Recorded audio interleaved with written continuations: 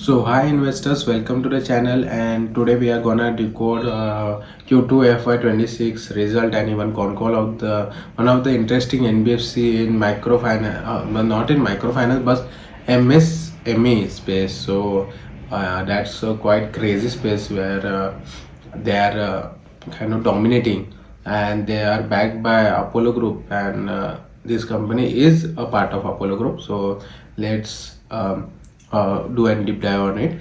The company's name is HG Finserve. So the zero NPA NBFC entering its most crucial transition phase. The NBFC with 52,000 crore disbursal and zero NPAs. How many NBFCs in India can claim they have disbursal of 52,000 crores in just 36 months with zero NPAs? It sounds impossible, right? But for HG Finserve, that is the pitch, that is identity, and that is the commitment. The management repeated at least 5 times in the con call that, but this quarter wasn't just about the numbers. This was about most dramatic quarter in the company's short history. Slowing macro, revised guidance, major leadership exit, a new CEO, and a new phase of expansion into retailer finance. So let's break down all and let's decode that con call and result. A complete walkthrough toward the HG Finserve's Q2 FY26 earning con call. So if we look toward their business performance, a strong core, first sign of micro fatigue. Yeah, Q2 FY26 was a quarter where the growth held even as the Indian macro turned sluggish. Loan book AUM was around 2,878 crores, up by 15% on QOQ basis. Net profit up by 16% on QOQ basis, whereas profit before tax PBITA up by 14% QOQ, and H1 PAT was around 53 crores. So management was confidently guided that Q3 and Q4 can still deliver 10 to 12% QOQ EPS growth. And here comes the big statement that exit Q4 PAT should around 34 crores versus 28 to 29 crores in Q2. Even with mutual macros and earning momentum is intact, but then comes the big shift here. Guidance, a clear downshift and a rare management admission. This is where the call turned serious. So SG has early guided for FY26 profit before tax around 200 crores, and PAT FY26 PAT will be around 150 crores. But now management has cut FY26 guidance to 120 to 125 crores. Reason: the broad-based slowdown across India, building material, metal, auto, electronic, FMCG, commodity-linked sector. Even their strong anchor-trimmed growth expectations were directly lower supply chain funding volume. But here the key mindset shift comes. We don't want to be adventurous where even 1% chance of NPA exists.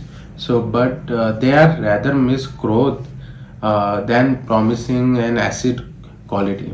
So FY27 guidance remains strong despite the cut in FY26.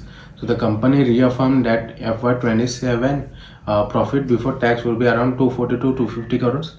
FY27 PAT will be around 190 crores, and exit of FY27 PAT run rate will be around 45 to 50 crores per quarter. So that's interesting. They are giving every kind of guidance. So I've never saw like this kind of company. This suggests a high confidence ramp up, and once micro stabilize it. So investor backlash was the several investor questioned their inconsistent communication.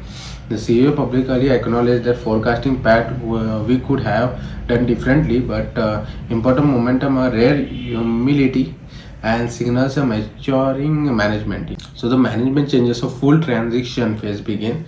This was the part everyone was waiting for. Founder CEO Saurabh Dhawan is exiting. The man who built the NBFC from scratch, he exits from a new corporate opportunity for a new corporate opportunity, where incoming CEO is Vinay Gupta, a chartered accountant and 20 years plus banking experience, where the deep expertise in supply chain and trade finance here. from his bank. Also, he has some experience and has handled this promoter group for a year. So he officially joins in November.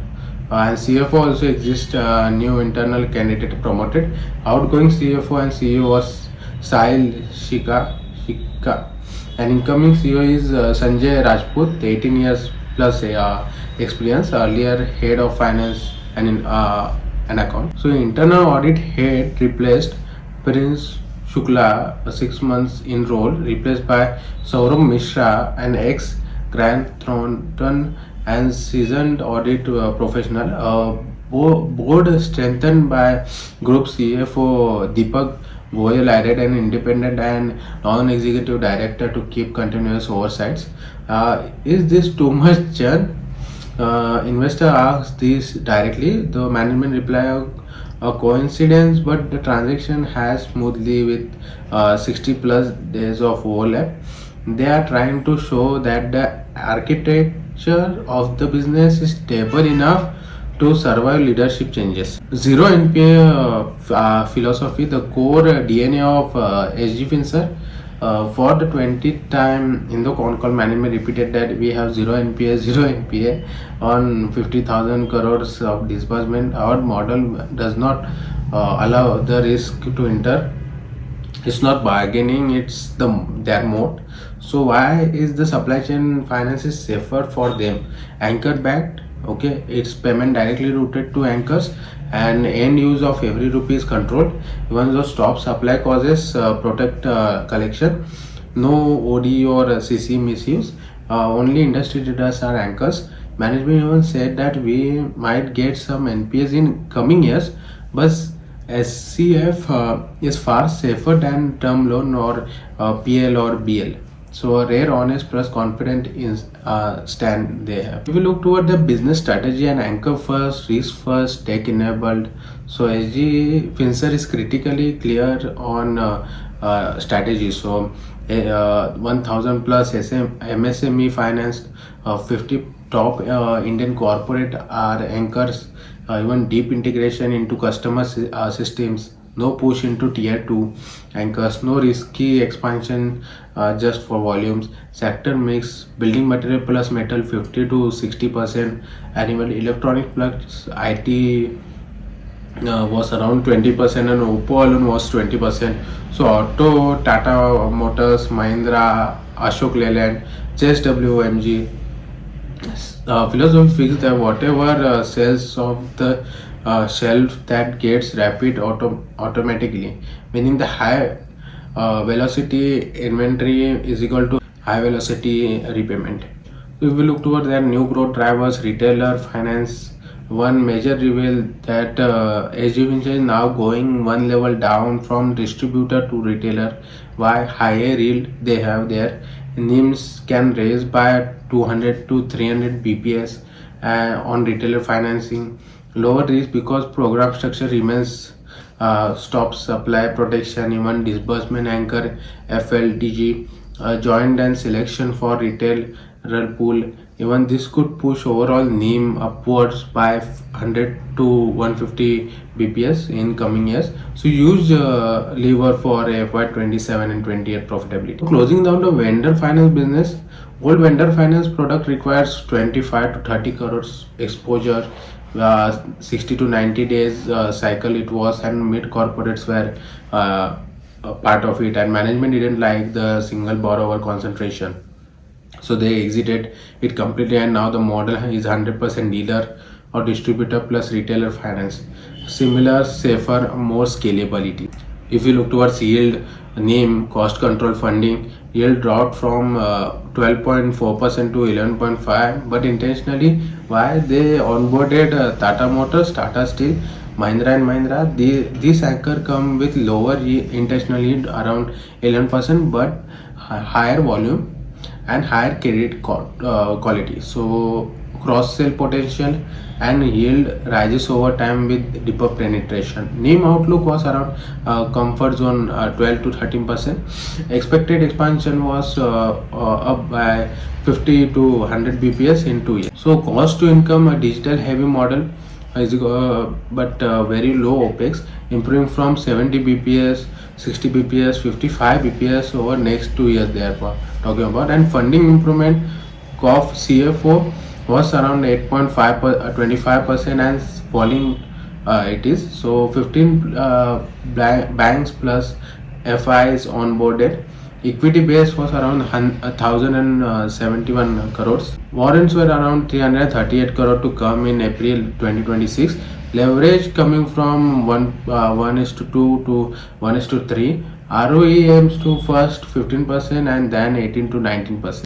So industry with the big shift from OD to or CC to CSF, management see a structure shift in India. Corporates are moving away from cash credit to overdraft limits where banks can control end use towards the supply chain finance where every rupee is traceable.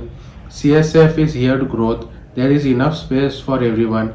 This is multi-year industry upscale for me. So the big picture for investor SG is entering into new chapter where positive are zero NPA track record, high quality anchors, strong cash flow records, control even, and clear risk first philosophy, NIM expansion potentially via retailer finance, and roadmap to 6,000 crores AUM in FY27.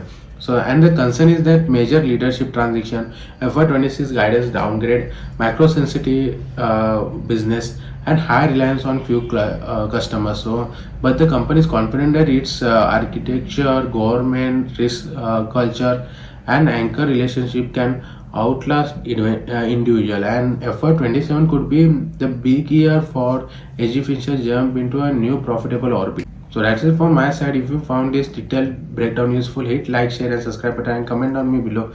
And even zero NPA, real mode or marketing.